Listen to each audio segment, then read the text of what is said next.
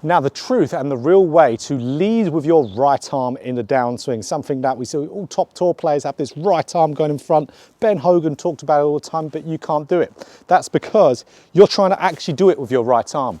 You don't need to get that right arm moving in to be able to do this. It's all about how you move your body. So how we do this is via moving the body into more flexion in the downswing. So as soon as we flex our body, we're going to see how that right arm is naturally going to get in front, where it looks like it's leading, but in essence it's not. It's actually the body that's doing it, and it's forcing this right arm in. So let's get into that into more detail. So by flexing the body down in that downswing, what I'm meaning is when you're starting that downswing, getting that left side of the hip to go back, so back in this direction, which will then put the body into this more forward flexing position. When the left hip goes back, pushes the pelvis back, which then pushes forces the upper body more down. Now, if your right arm is already nicely in front of your seam line here, and you do that, the right arm will naturally get in front of you. So a lot of players who struggle with this and struggle with having that right arm continually behind them, which results in standing up, throwing the hands early, extending, all those horrible things that we see, is because they'll be starting the downswing and they'll actually be getting a little bit taller. They'll be thrusting towards the golf ball. See what happens straight away? The right arm gets in front. Even if I'm a player who likes to bump the pelvis forward. So having a really big hip slide, bumping the hips to start the downswing. Look what's going to happen. Bump the hips, right arm gets stuck behind. Now I have to extend it and throw it. So it's all about that body movement. No amount of drills, even the drills I've got on my channel here, where they all teach you how to move the body as well. But let's say if you were just doing a classic right arm drill, just doing it on its own won't help you. But you can see even here, a classic drill I talk about on my channel all the time, the nunchuck drill. Yeah, gripping it with your right hand, and you're gripping it with your left hand. So club with the right, grip with the left, and I'm pulling it down. You can see how my body moves into more flexion as I do it, which gets that right arm more in. No amount of just feeling this in the downswing is going to do anything for you. So let's talk about some drills to get it. So I'm going to give you two drills here, as you can see.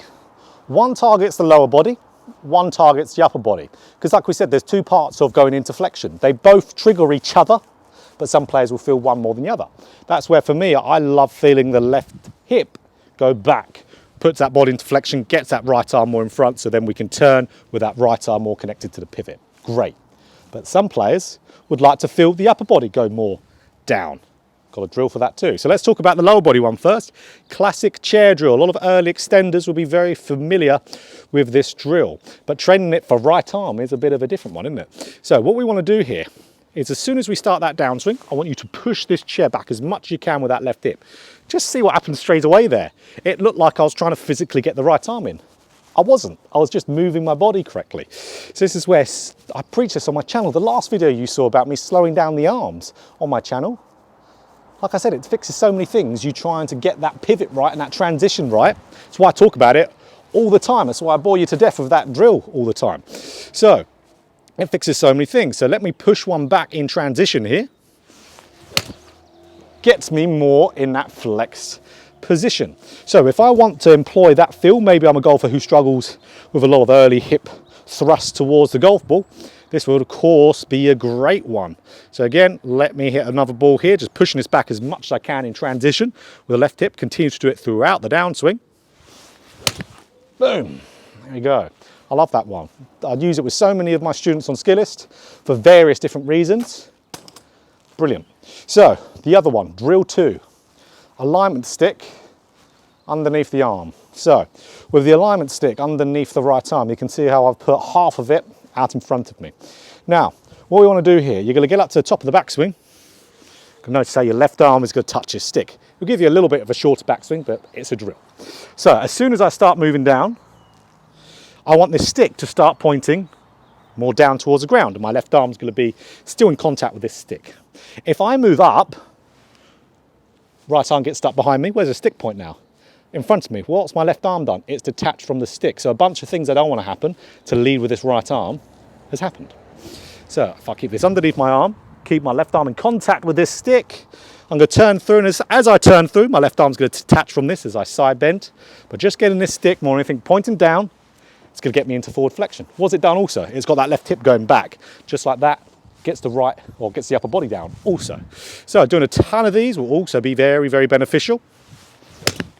And just getting a ton of reps, absolutely great. So you can see this is a lot about intent and the conceptual part of doing this properly. So again, another one. Boom, that felt really good. So having that point down, turn through, brilliant. Right arm's going to be cooperating, because that right arm is absolutely so key for our golf swing. If we have to have the right arm behind us from how we've moved, we will always be in an environment to chuck and throw the club. That's going to be killing your speed last minute. That's going to be having this awful club face control, right arm being stuck behind. What's that also going to do? Club pass is going to be massively in to out. So a plethora of different ways your body could react to that, none of them good. So that's why having the right arm in a good spot, nicely in front of the seam line, is so important, because then we can just continue to turn the body. Right arm going in front, more shallow, turn through that ball, awesome. But knowing how to do it efficiently is so, so, so important. So guys, you could generally do whatever drill you like there, but in between shots, do one of your classic, right arm drills. So my favorite one is the nunchuck drill. So this is where putting that club on the right hand side of your right forearm, gripping it, and don't just pull in, move that body, turn that body, get that left hip going back, or get that upper body flexing forward. Then you're going to get the real benefit out of it. God, that club head was muddy. Got mud all over my hands now, but you're going to see, I'm going to put a good rep on it. And then in between all those repetitions, do whatever drill you want to do there. And that right arm is going to be leading, we'll say. It's actually your body's doing it, but it looks like your right arm's doing it. And you're going to be looking a little bit more like Hogan in no time. So, if you enjoyed this video, click that like button if you want more golf instruction. Just like this, hit the subscribe button and hit that bell button too to be notified every time I put out a video.